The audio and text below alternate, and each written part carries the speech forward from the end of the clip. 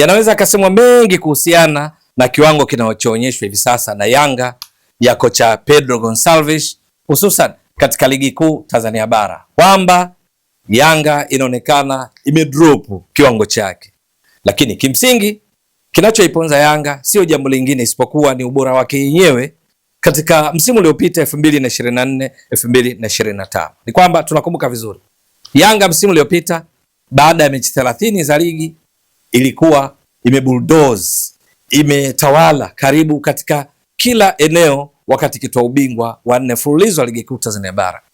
Kwenye ufungaji Yanga iliweka rekodi kwa kufunga mabao 83 huku ikiruhusu mabao 10. Kwa lugha nyingine, Yanga ni timu ambayo ilikuwa inafunga bao kila baada ya dakika 32 na sekunde 32 kwa msimu uliopita, na ikawa kwa idadi ya mabao ndio rekodi mpya katika ligi kuu Tanzania bara tokea kuanzishwa kwake kutoka kuitwa ligi daraja la kwanza msimu wa 1996 1997. Tena bila kujali katika baadhi ya misimu mpaka kufikia sasa kuna mechi zilikuwa nyingi zaidi ya mechi 30 kwa msimu, kwa sababu kwa mfano msimu wa 2018 19 Taifa kwenye ligi kuu Tanzania bara lilikuwa na timu 20, kwa hiyo mechi zilikuwa 38. Msimu wa 2020 21 kulikuwa na timu 18, kwa hiyo mechi 34. Kuna misimu tofauti tofauti, lakini kote kwa ujumla hakuna msimu wowote, bila kujali kwamba mechi zilikuwa nyingi kuliko za sasa mechi 30 kwa msimu au zilikuwa chache, hakuna timu ilimaliza msimu ikiwa imefunga mabao yanayofika idadi hii, mabao 83.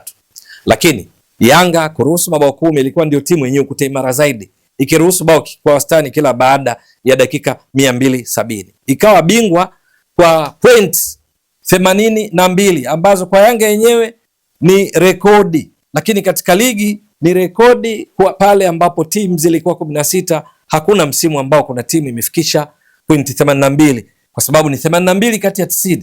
Mechi zipo 30, manake maximum point ni pointi 90, 30 mara 3. Sasa ukizidisha kwa 100, manake performance ya Yanga ilikuwa ni around 91%. Na Yanga ilifunga mabao haya baada ya kupiga mashuti. Hapa sasa ndo penye issue. Mashuti 360.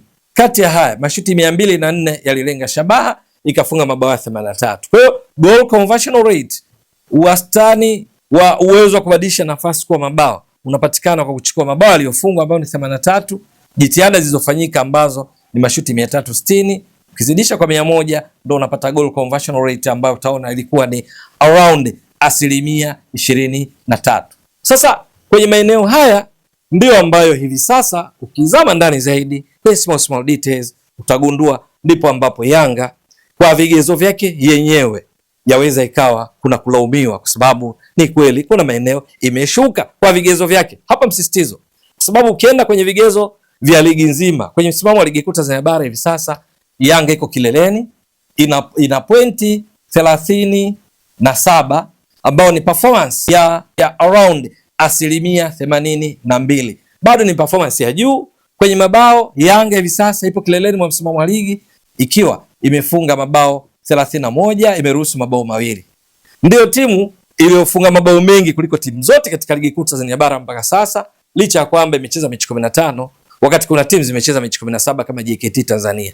Ndio timu iliyoruhusu mabao machache zaidi kuliko timu zote katika ligi kuu Tanzania bara, ruhusu mabao 2 tu, tena wakati inashinda 4-1 dhidi ya KMC, wakati inashinda 3-1 dhidi ya Dodoma Jiji. Sasa kwenye ligi ukiangalia utaonekana wa ajabu kuinyoshia kidole Yanga, kwa sababu timu inayofuatia kwa pointi yenyewe ikiwa na pointi 37 inayofuatia ni Azam FC yenye pointi 29, tena imecheza idadi ya michezo sawa na Yanga ambayo ni michezo 15. Baada ya michezo 15 ina pointi hizo 37. Azam nayo imecheza mechi 15 ina pointi 29. Imeachwa na Yanga pointi 8. Azam imefunga mabao 21, imeruhusu mabao 4. Yanga imefunga mabao 31, imeizidi Azam mabao 10. Kwenye kuruhusu imeizidi ubora Azam nusu nzima, 50%, kwa sababu Yanga imeruhusu mabao 2, Azam imeruhusu mabao 4. Azam ndio ya pili kwenye msimamo zikiwa zina idadi sawa ya michezo. Lakini hata watani zao jadi Simba wako nafasi ya 3, wamecheza michezo pungufu, michezo 13, lakini wana viporo viwili. Hata wakishinda Simba wenye pointi 28 kwa hivi sasa watatimiza pointi 34 ambazo bado zitakuwa zimeachwa kwa pointi na Yanga takriban pointi 3 endapo itashinda zote, na hivyo itatimiza pointi 34. Yanga na pointi 37.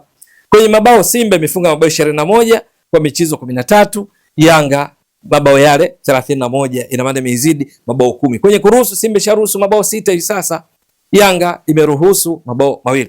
Kwa hiyo ukiangalia kwenye msimamo wa ligi huwezi kailaumu Yanga kwamba Pedro Gonçalves na timu yake haifanyi vizuri, kwa sababu haifanyi vizuri alafu inaongoza by far.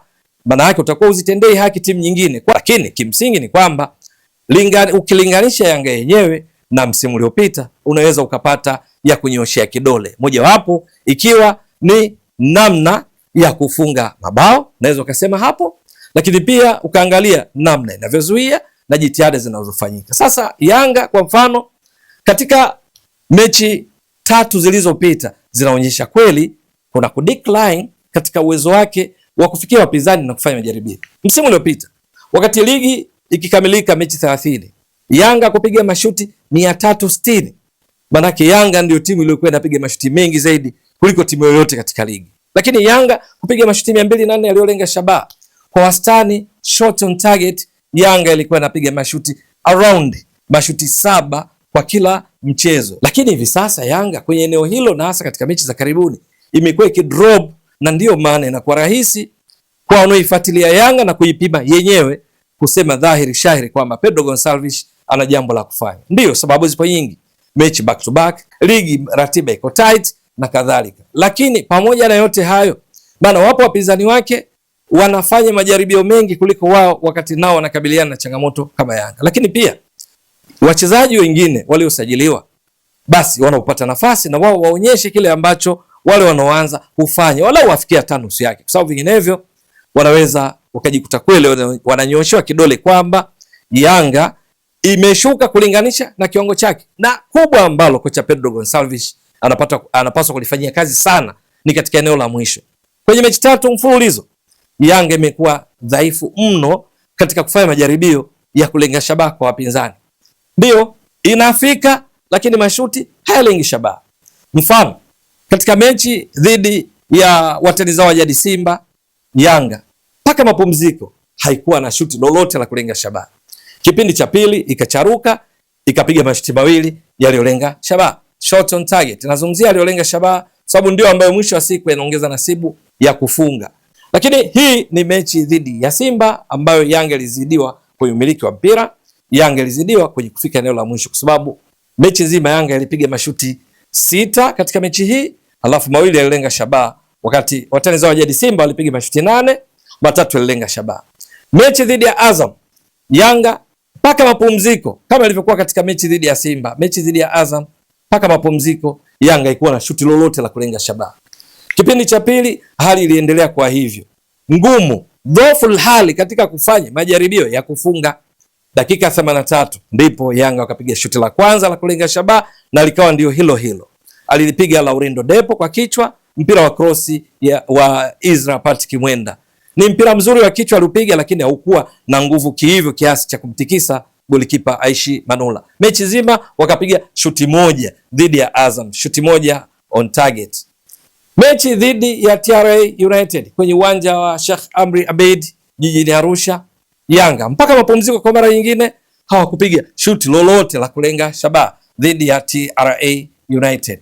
Lakini kipindi cha pili tofauti na ilivyokuwa dhidi ya Simba ambapo walirudi kwa kucharuka wakapiga mashuti 2, mechi ilisha kwa suluhu.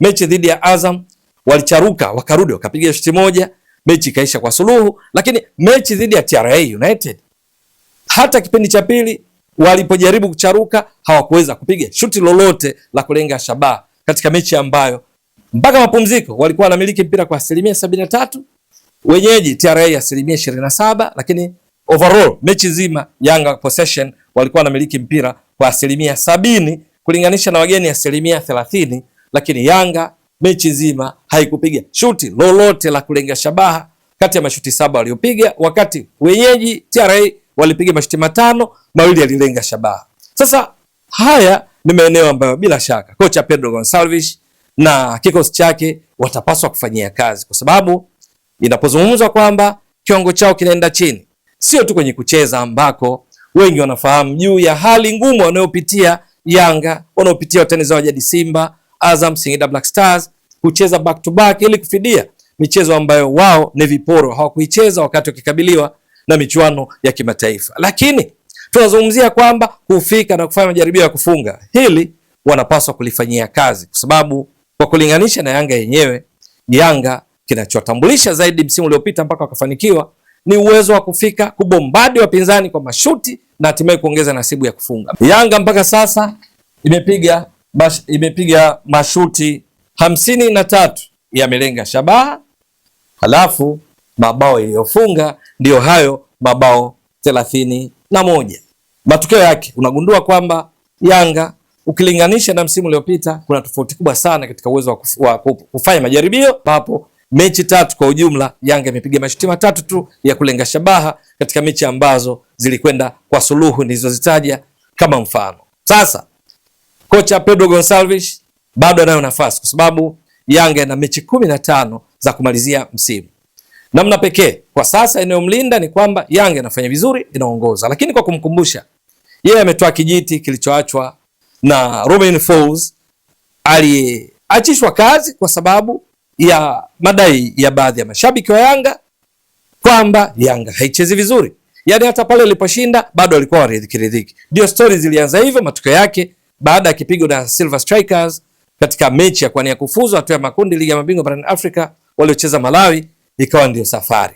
Sasa Pedro Gonçalves lazima ajue Yanga hawa kama zilivyo timu nyingine kubwa zina mambo mengi. Lete ushindi safi, lakini kama soka lao hawalielewi na maneno yameshaanza kuibuka, kama hawafiki katika eneo la mwisho kufanya majaribio, kuonyesha namna gani wanawataabisha makipa wa timu pinzani, wanagonga nguzo, wanatoa mipira nje, jitihada zinaonekana za kufunga, basi ajue kwamba pale itakapotokea hapati matokeo mazuri, presha hii inaweza ikawa kubwa zaidi na inaweza ikamgharimu. Namna pekee ni kuhakikisha pamoja na changamoto zilizopo, wakifika eneo la mwisho, masuala ya uchovu yanakuja vipi wakati mchezaji yuko na goli anatakiwa afunge, timu inamiliki zaidi mpira, basi atafute namna ambayo timu itakuwa inafika ifanye majaribio, ili hata pakitokea matokeo tofauti na yale wanayotarajia wapenzi mashabiki wa timu yake, ionekane jitihada zimefanyika za kufika kwa wapinzani na kufanya majaribio ya kufunga. Vinginevyo ajue Pedro Gonçalves mashabiki hao wanaomshangilia leo hii anytime wanabadilika, na yeye anafahamu, ni mzoefu katika mpira wa miguu.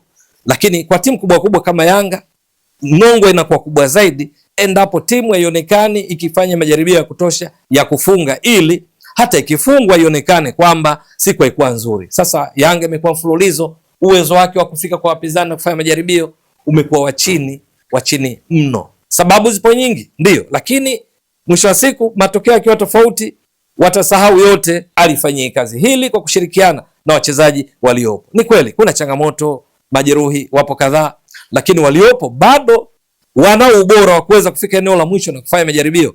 Hilo ndilo ambalo binafsi naona kana kwamba kocha Pedro Gonçalves anapaswa kulifanyia kazi. Maana Yanga ina Zuka Buya, Yanga ina Maxim Piazegeli, Yanga ina Mudathia Abbas, Yanga ina Peudo Pacome Zouzoua, Yanga inao nyota wengi wa kuweza walau kufika eneo la mwisho na kufanya majaribio. Hapa sizungumzii juu ya kufunga, kushinda. Hayo ni matokeo ya baada ya kufanya majaribio ambayo Yanga kwa hivi karibuni imeonekana uwezo huu umekuwa wa chini. Ni mambo ambayo kocha Pedro Gonçalves na wachezaji wake wamekuwa kiafanya vizuri, ni pamoja na uwezo wa kubadilisha nafasi kwa mabao. Msimu uliopita walilazimika kupiga mashuti 360 ili kufunga mabao 83, ambayo uwezo wa kubadilisha nafasi kwa mabao ulikuwa ni around 23% kama tulivyozungumza. Lakini msimu huu wakiwa wamepiga mashuti ambayo kabla ya mchezo dhidi ya TRA United Yanga walikuwa wamepiga mashuti 103, lakini walishafunga mabao 31. Uwezo wa kubadilisha nafasi kwa mabao ulikuwa ni around 29%. Hili ni jambo zuri na wanapaswa kuliendeleza, lakini huenda Yanga wakatisha zaidi katika kufunga endapo basi uwezo huu wa kutumia nafasi kwa usahihi wakautumia vizuri kwa kuhakikisha wanafanya majaribio mengi. Ndio, ukiongeza mashuti maana yake unaongeza nasibu ya kufunga, na hapo Yanga licha kwamba hivi sasa ndio timu ya kibabe zaidi kwenye ufungaji, kila mabao mengi, mabao 31 katika mechi 15, lakini inao uwezo wa kufunga mabao mengi zaidi bila shaka kutokana na takwimu hizi za uwezo wake kubadilisha nafasi kuwa mabao. Itakuwa vipi? Ni swala la kusubiri. Ewe mtazamaji wa Mbwaduke Stats Sport Next Level, endelea kuunga mkono channel hii kwa kuhakikisha kama una subscribe, una share, una like na kucomment. Mwasilishaji wako ni mimi Ramadhani Mbwaduke almaarufu kama Mzee wa Data. Shukran jazilan. Bye bye.